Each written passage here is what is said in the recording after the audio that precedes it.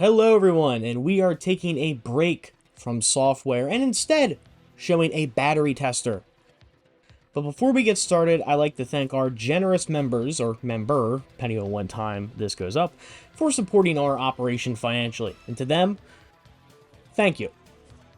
So here it is. You're probably wondering, Joe, what is that thing? And you're probably wondering how I got my hands on this. Well, back in 2023, I went through this phase where I was working way too much and I had one day off a week. And because of that, I had far too much money to spend.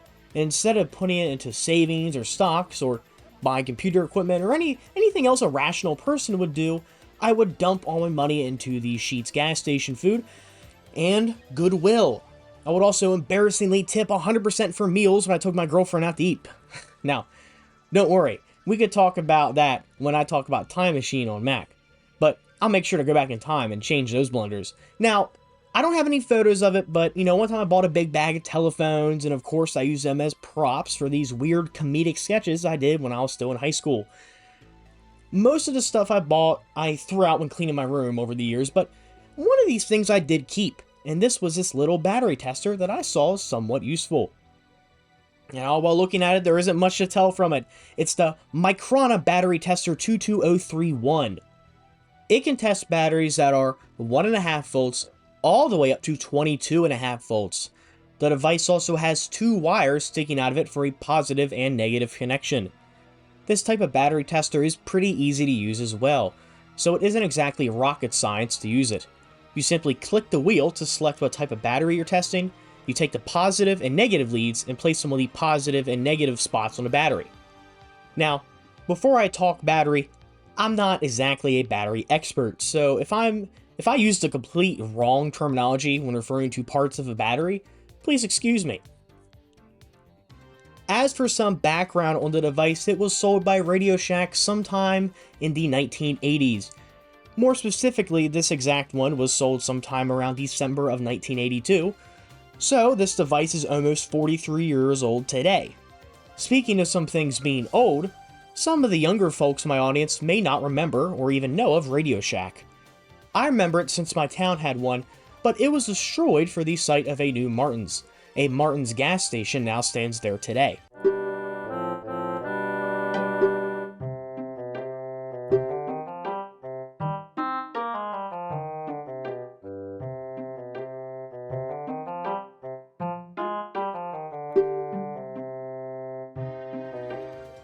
Besides that, RadioShack was a very popular electronics store in the 70s, 80s, and 90s, and not so much today.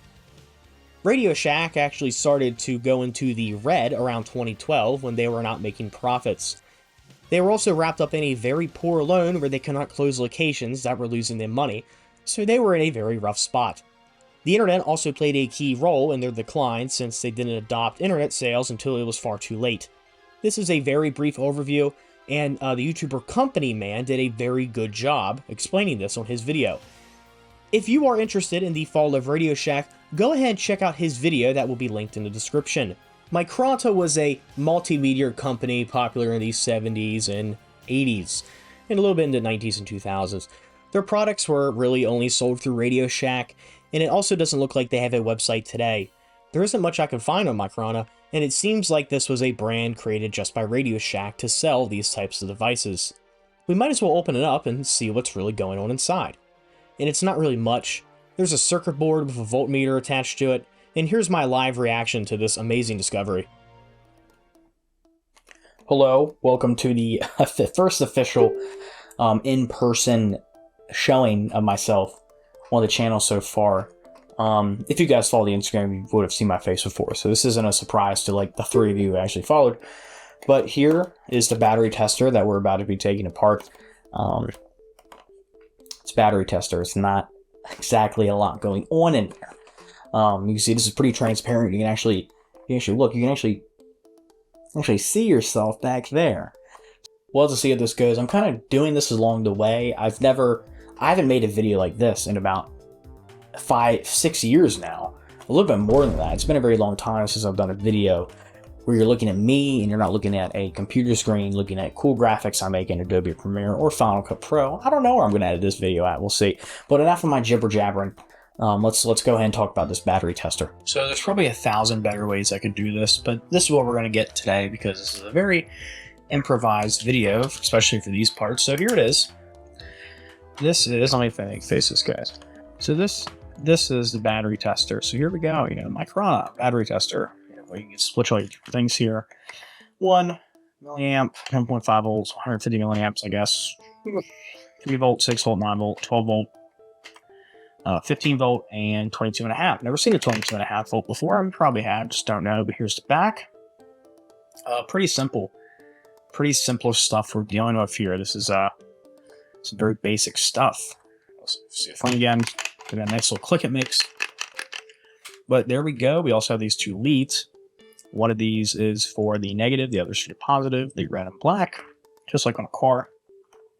So should probably show you guys a battery first. That's probably the best thing I could probably test. So let me go grab one.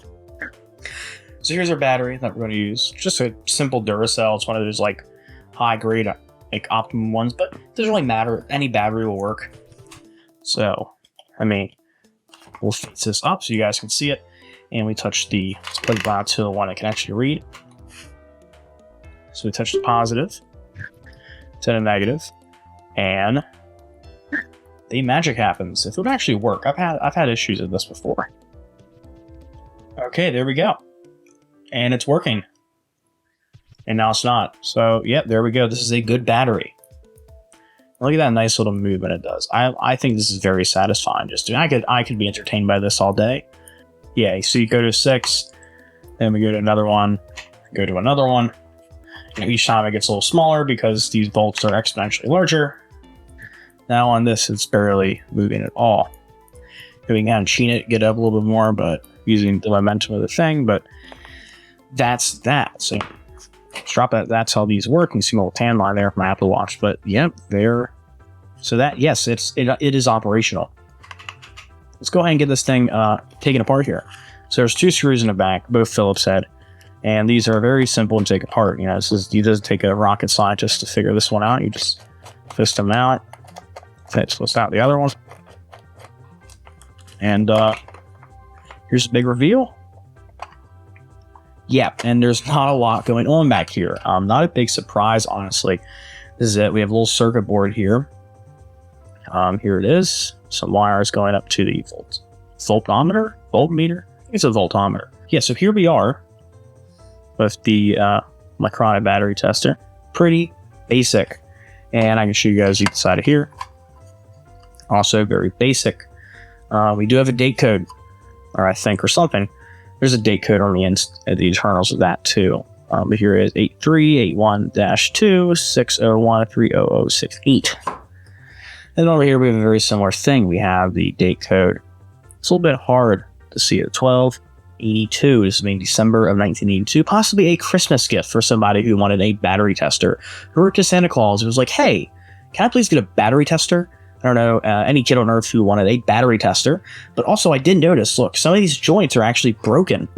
So I don't know what happened. There's not solder joints in here floating around, and the first time I took it apart, I would have noticed. So I don't know if that's intentional or not. Yeah, but it's a very interesting circuit board design. I've never seen one that moves like that. I would take it off, but I'm not, because I would like the thing to stay intact, because typically when I take things apart like this, I can never put them back together. So we also have the ground that we saw in the front. That's about it. These are the 2 wires that we saw in the front too. Actually just completely take them out here. Looks like they're also being kept on some heat shrink, but there it is. This one's also tied in a knot. I did not do that. Whoever did, I guess, thank you. I don't know. I just think that's a little strange. Still the black one is still significantly longer than the other one. So who knows if I did that? Who cares? You guys are not here for me to answer the question why the black line is longer than the other one. But who knows? You can also see the voltmeter in there. It's very cool looking. You can see little copper coils somewhat. Sometimes you get there. I can see it in person. It's a little hard to see on camera, but that's probably the best angle we can get. I've also just noticed there's also a screw on the top. I did not know that. I did not notice that before. This is the first time I noticed that. So we're going to go ahead and take that off. The screwdriver, probably the best gift I've ever gotten in my entire life. We'll just take the head out because I don't think we need the leverage for the full thing here. And it is, well, you know, now I look at it, I don't know if that's supposed to be taken off or not. That looks like it's, yeah, no, that's not even a screw. It's just like a little decorative piece, I guess. Yes, but that is the internals of the battery tester. It's not much more to really say about it. I do think the back is pretty interesting. Every time I bang my hand on the table, you guys can pick that up. That's too bad. You know, this is the first time I've ever done this, so, you know, mistakes can be made. Maybe on the 30th video, really on the second or third video I do some of this, mistakes should not be made like that. Not a big rookie mistake like I'm making right now. But there it is. You know, we can reassemble it. Reassembly is extremely easy. Let's make this so you guys can actually see it, because you guys have a different viewing angle now. We place it inside its coffin. The right way, of course. It's actually wrong. We place it inside the coffin the right way. And, oh no, you can still take it out. But how do we fix that? What do we use? We use screws. Screws are very basic things. I'm surprised there's not more screws keeping this thing together. Honestly, I'm so used to things today where there's like 1,000 screws. I was expecting screws sitting under here. But this is the 1980s when, you know, things seemed a little bit easier to repair. So you just let's try to strip these screws here. Yeah, but there we go. There is the Micronta battery tester. Micronta. I'm not exactly sure how you'd pronounce that. We'll find out in the video once I make it, because I'm doing this first, but you guys will see. But there we go. Micronta battery tester. So that's it for the device. It's pretty interesting, I think. Now, I actually do use this sometimes when I find batteries lying around my room, and I don't remember if they're used or not. I usually throw them away in the trash. I don't keep old batteries, but just to see if they are working, I use it. You can see in the demonstration that it can be a little iffy, but I also think that's user error, and it's not a legitimate fault of the device. I really hope you guys enjoyed this type of video. Now, if you really enjoyed it, let me know down in the comments below. I enjoyed doing it, at least.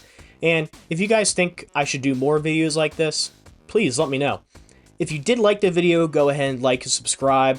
If you'd like to support the channel and see videos early and some behind the scenes videos, then consider becoming a member. I'd like to thank you guys for watching, and I'll see you guys next time.